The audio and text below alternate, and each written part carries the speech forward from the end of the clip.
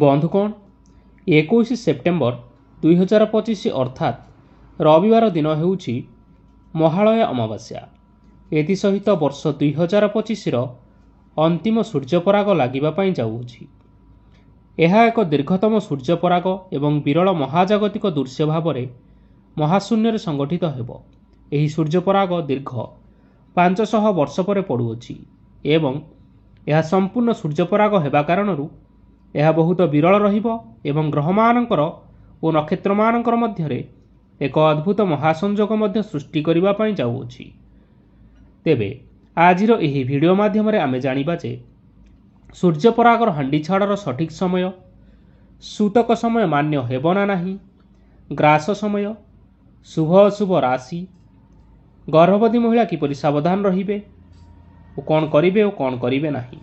ଏଥିସହିତ ଏହି ସୂର୍ଯ୍ୟପରାଗ ଲାଗୁଥିବା ସମୟରେ କେଉଁ କାର୍ଯ୍ୟ କରିବା ଉଚିତ ଏବଂ କ'ଣ ନ କରିବା ଉଚିତ ସମସ୍ତ ବିବରଣୀ ବିଷୟରେ ସମ୍ପୂର୍ଣ୍ଣ ଭାବରେ ଜାଣିବା, ଯାହାକି ପାଞ୍ଜିର ନିର୍ଭୁଲ ଗଣନାରୁ ସଂଗୃହୀତ ଅଟେ। ତେବେ ଆସନ୍ତୁ ଜାଣିବା। ତାହା ପୂର୍ବରୁ ଆପଣମାନଙ୍କୁ ଅନୁରୋଧ, ଏହି ଭିଡ଼ିଓକୁ ଗୋଟିଏ ଲାଇକ୍ କରିନିଅନ୍ତୁ ଏବଂ ଯଦି ଆପଣମାନେ ଏପର୍ଯ୍ୟନ୍ତ ଆମ ଚ୍ୟାନେଲକୁ ସବସ୍କ୍ରାଇବ୍ କରିନାହାନ୍ତି ତାହେଲେ ବର୍ତ୍ତମାନ ହିଁ ସବସ୍କ୍ରାଇବ୍ କରିନିଅନ୍ତୁ। ତେବେ ଆସନ୍ତୁ ଜାଣିବା। ବନ୍ଧୁଗଣ, ଭାରତରେ ସୂର୍ଯ୍ୟପରାଗ ଲାଗିବା ପୂର୍ବରୁ ପାକ ନିଷେଧ ହୋଇଯାଇଥାଏ ବା ରନ୍ଧନ କାର୍ଯ୍ୟ ଓ ଭୋଜନ କାର୍ଯ୍ୟକୁ ବାରଣ କରାଯାଇଥାଏ, ଯାହାକୁ ଆମେ ସାଧାରଣତଃ ସୂତକ କାଳ ମଧ୍ୟ କହିଥାଉ। ଧାର୍ମିକ ମହତ ଅନୁଯାୟୀ ଏହି ସମୟରେ କୌଣସି ଶୁଭ କାର୍ଯ୍ୟ ବା ପୂଜାପାଠ ଆଦି କରାଯାଇନଥାଏ। ଏହି ସମୟ ମଧ୍ୟରେ ମନ୍ଦିରର କବାଟ ବନ୍ଦ ରଖାଯିବା ସହିତ ସମସ୍ତ ଦେବନୀତି ବନ୍ଦ ରହିଥାଏ। ସୂର୍ଯ୍ୟପରାଗ ଓ ପାକ ନିଷେଧର ସମୟ ଜାଣିବା ଆଗରୁ ଆମେ ପ୍ରଥମେ ଜାଣିନେବା ଯେ ଏହି ସମୟରେ କ'ଣ କରିବେ ଓ କ'ଣ କରିବେ ନାହିଁ। ଜ୍ୟୋତିଷ ଶାସ୍ତ୍ରରେ ଏହି ସମୟ ସୀମା ମଧ୍ୟରେ କେତେକ କାର୍ଯ୍ୟଗୁଡ଼ିକୁ କରିବାକୁ ବାରଣ କରାଯାଇଛି, ଯାହାଦ୍ୱାରା ଆମକୁ ବହୁତ ଅସୁବିଧାର ସମ୍ମୁଖୀନ କରିବା ପାଇଁ ପଡ଼ିଥାଏ। ଜ୍ୟୋତିଷ ଶାସ୍ତ୍ର ଅନୁସାରେ ଏହି ସମୟକୁ ଅଶୁଭ ସମୟ ମଧ୍ୟ କୁହାଯାଇଥାଏ, କାରଣ ଏହି ସମୟରେ ସୂର୍ଯ୍ୟଙ୍କଠାରୁ ବାହାରୁଥିବା ରଶ୍ମି ବା ଆଲୋକ ସିଧାସଳଖ ଭାବରେ ପୃଥିବୀ ପୃଷ୍ଠରେ ପଡ଼ିପାରିନଥାଏ, ଯାହାଦ୍ୱାରା ଏହି ସମୟରେ ନକାରାତ୍ମକ ଶକ୍ତିମାନେ ଜାଗ୍ରତ ହୋଇ ଉଠିଥାନ୍ତି। ତେଣୁ ଜ୍ୟୋତିଷ ଶାସ୍ତ୍ରରେ ଏହି ସମୟ ସୀମା ମଧ୍ୟରେ କେତେକ କାର୍ଯ୍ୟଗୁଡ଼ିକୁ କରିବା ପାଇଁ ମଧ୍ୟ ବାରଣ କରାଯାଇଛି। ତେବେ ବନ୍ଧୁଗଣ, ଆସନ୍ତୁ ଜାଣିନେବା ସୂର୍ଯ୍ୟପରାଗ ଲାଗୁଥିବା ସମୟରେ କ'ଣ କରିବେ ଓ କ'ଣ କରିବେ ନାହିଁ। ଖାଦ୍ୟ ତିଆରି କରନ୍ତୁ ନାହିଁ। ସୂର୍ଯ୍ୟପରାଗ ସମୟରେ ଖାଦ୍ୟ ପଦାର୍ଥ ରୋଷେଇ କରିବାକୁ ଅଶୁଭ ମନାଯାଇଥାଏ, କାରଣ ଏହି ସମୟରେ ରନ୍ଧା ହୋଇଥିବା ଖାଦ୍ୟ ଜ୍ୟୋତିଷ ଶାସ୍ତ୍ର ଅନୁସାରେ ସମ୍ପୂର୍ଣ୍ଣ ଭାବରେ ଅଶୁଦ୍ଧ ହୋଇଥାଏ। ଏଥିପାଇଁ ଆପଣମାନେ ସୂର୍ଯ୍ୟପରାଗ ସମୟରେ ରୋଷେଇ କାର୍ଯ୍ୟ କେବେ ହେଲେ କରନ୍ତୁ ନାହିଁ। ସୂର୍ଯ୍ୟପରାଗ ସମୟରେ ଖାଦ୍ୟ ଗ୍ରହଣ କରନ୍ତୁ ନାହିଁ। ଏହି ସମୟରେ ରନ୍ଧା ହୋଇଥିବା ଖାଦ୍ୟ ଗ୍ରହଣ କରିବା ସମ୍ପୂର୍ଣ୍ଣ ଭାବରେ ନିଷେଧ ଅଟେ।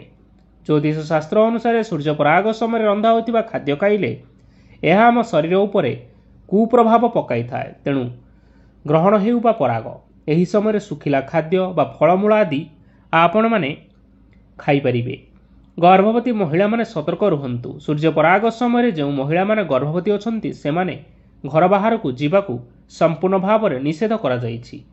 ସୂର୍ଯ୍ୟପରାଗ ସମୟରେ ଯଦି ସୂର୍ଯ୍ୟଙ୍କର କିରଣ କୌଣସି ବି ଗର୍ଭବତୀ ମହିଳାଙ୍କ ଉପରେ ପଡ଼ିଯାଏ ତେବେ ତାଙ୍କର ଗର୍ଭର ପ୍ରଥମ ଶିଶୁକୁ ଶାରୀରିକ ଦୋଷ ଲାଗିଯାଇଥାଏ, ଯାହା ଭବିଷ୍ୟତରେ ବହୁତ ବଡ଼ ସମସ୍ୟା ସୃଷ୍ଟି କରିଥାଏ।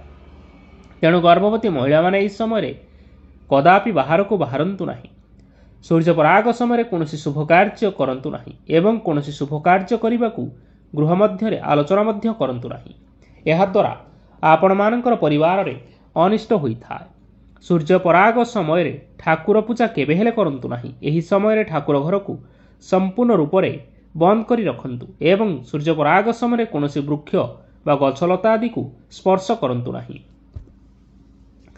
ସୂର୍ଯ୍ୟପରାଗ ସମୟରେ ଅନ୍ନଦାନ କରିବାର ଉତ୍ତମ ସମୟ ମନାଯାଇଛି। ଏମିତି କୁହାଯାଏ କି ସୂର୍ଯ୍ୟପରାଗ ସମୟରେ ଅନ୍ନଦାନ କରିଲେ ଶରୀରରେ କୌଣସି ରୋଗ ହୋଇନଥାଏ। ପରାଗ ଶେଷ ହେବା ପରେ ସ୍ନାନ କରିବା ଓ ପିନ୍ଧିଥିବା ବସ୍ତ୍ରକୁ ଧୋଇ ନେବା ଉଚିତ ଏବଂ ନିଜ ଘରେ ଗଙ୍ଗାଜଳ ଛିଞ୍ଚନ କରି ପବିତ୍ର କରିନେବା ଉଚିତ ଏବଂ ଏହାପରେ ନିଜର ସାମର୍ଥ୍ୟ ଅନୁଯାୟୀ ଦୁଃଖୀ ଓ ଦରିଦ୍ର ଲୋକମାନଙ୍କୁ ଅର୍ଥ, ବସ୍ତ୍ର ବା ଭୋଜନ ଇତ୍ୟାଦି ଆପଣମାନେ ଦାନ ଭାବରେ ଦେଇପାରିବେ।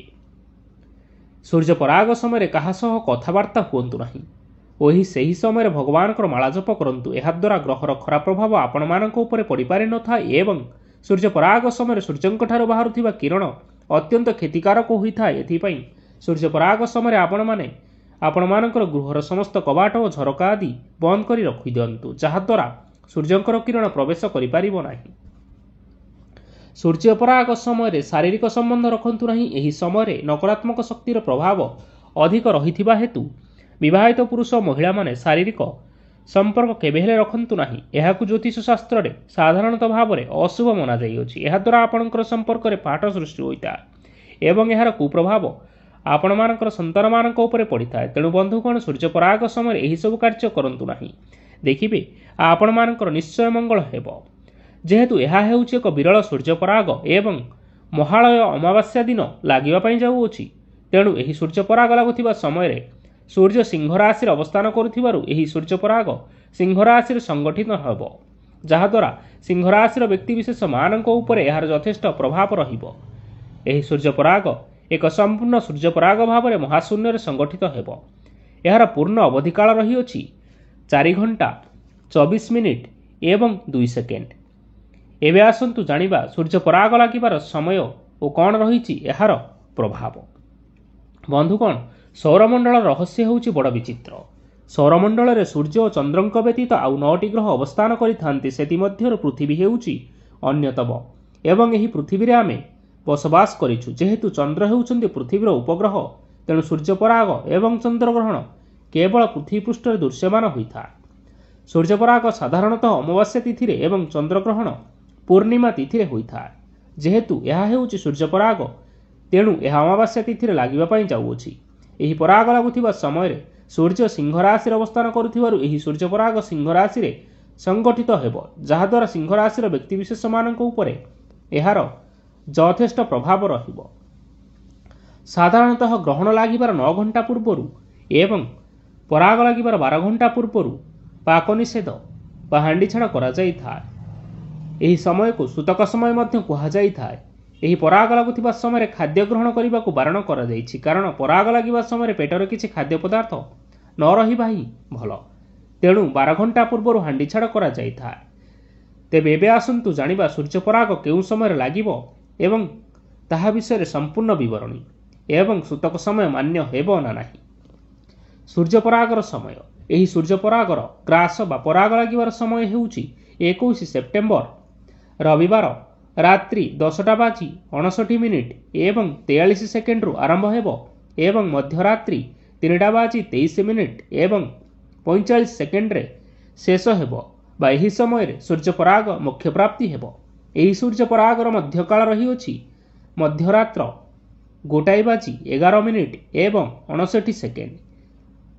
ଏହି ସୂର୍ଯ୍ୟପରାଗ ମହାକାଶରେ ପ୍ରାୟ 4 ଘଣ୍ଟା 24 ମିନିଟ୍ ଏବଂ 2 ସେକେଣ୍ଡ ପର୍ଯ୍ୟନ୍ତ ଲାଗି ରହିବ। ତେଣୁ ଏହା ଏକ ବୃହତ୍ତମ ସୂର୍ଯ୍ୟପରାଗ ଭାବରେ ଗଣନା କରାଯାଇଛି। ଏହି ସୂର୍ଯ୍ୟପରାଗ ନ୍ୟୁଜିଲାଣ୍ଡ, ଆଣ୍ଟାର୍କଟିକା ଏଥିସହିତ ଅଷ୍ଟ୍ରେଲିଆର କେତେକ ଦେଶଗୁଡ଼ିକରେ ଦୃଶ୍ୟମାନ ହେବ ଏବଂ ଏହି ସୂର୍ଯ୍ୟପରାଗ ଭାରତ ସହିତ ଓଡ଼ିଶାରେ ଦୃଶ୍ୟମାନ ହେବ ନାହିଁ। ଯେହେତୁ ଏହି ସୂର୍ଯ୍ୟପରାଗ ଭାରତରେ ଦୃଶ୍ୟମାନ ହେବ ନାହିଁ, ତେବେ ଏହି ସୂର୍ଯ୍ୟପରାଗର ସୂତକ ସମୟ ବା ପାକ ନିଷେଧର ସମୟ ମାନ୍ୟ ହେବ ନାହିଁ। ତେଣୁ ଏହି ସୂର୍ଯ୍ୟପରାଗ ସମୟରେ ହାଣ୍ଡିଛାଡ଼ ବା ପାକ ନିଷେଧ ମଧ୍ୟ ପାଳନୀୟ ହେବ ନାହିଁ। କିନ୍ତୁ ଏହି ସୂର୍ଯ୍ୟପରାଗର ପୃଥିବୀ ଉପରେ ନିଶ୍ଚୟ ପ୍ରଭାବ ପଡ଼ିବା ପାଇଁ ଯାଉଅଛି। ଏହି ସମୟ ଗର୍ଭବତୀ ମହିଳାମାନଙ୍କ ପାଇଁ ବହୁତ ଅଶୁଭ ଏବଂ ସମ୍ବେଦନଶୀଳ ହୋଇଥିବାରୁ ସେମାନଙ୍କୁ ସାବଧାନ ରହିବା ସହିତ ସୂର୍ଯ୍ୟପରାଗ ଦେଖିବା ପାଇଁ ମଧ୍ୟ ବାରଣ କରାଯାଇଛି। କାରଣ ପରାଗ ଲାଗିବା ସମୟରେ ଗର୍ଭବତୀ ମହିଳାମାନେ କୌଣସି ଜିନିଷ କଟାକଟି ବା କୌଣସି କପଡ଼ା ଆଦି ସିଲେଇ କରନ୍ତୁ ନାହିଁ, ନଚେତ୍ ଏହାର କୁପ୍ରଭାବ ଗର୍ଭରେ ରହିଥିବା ଶିଶୁ ଉପରେ ସିଧାସଳଖ ଭାବରେ ପଡ଼ିଥାଏ। ଏଥିସହିତ ସୂର୍ଯ୍ୟପରାଗ ଲାଗୁଥିବା ସମୟରେ କଳା ରଙ୍ଗର ବସ୍ତ୍ର ମଧ୍ୟ ପରିଧାନ କରନ୍ତୁ ନାହିଁ ଏବଂ ପରାଗ ଲାଗୁଥିବା ସମୟରେ ବାହାରକୁ ମଧ୍ୟ ବାହାରନ୍ତୁ ନାହିଁ। ଜ୍ୟୋତିଷ ଶାସ୍ତ୍ର ଅନୁସାରେ ଏହି ସୂର୍ଯ୍ୟପରାଗ କାରଣରୁ ଗ୍ରହ ଓ ନକ୍ଷତ୍ରମାନଙ୍କର ସ୍ଥାନରେ ବହୁତ ବଡ଼ ପରିବର୍ତ୍ତନ ହେବା ପାଇଁ ଯାଉଅଛି। ଗ୍ରହ ଓ ନକ୍ଷତ୍ରମାନଙ୍କର ପରିବର୍ତ୍ତନ କାରଣରୁ କିଛି ରାଶିର ବ୍ୟକ୍ତିବିଶେଷମାନଙ୍କ ଉପରେ ଅଶୁଭ ପ୍ରଭାବ ପଡ଼ୁଥିବା ବେଳେ କେତେକ ରାଶିର ବ୍ୟକ୍ତିବିଶେଷମାନଙ୍କ ଉପରେ ଏହି ସୂର୍ଯ୍ୟପରାଗର ଶୁଭ ପ୍ରଭାବ ପଡ଼ିବା ପାଇଁ ଯାଉଅଛି।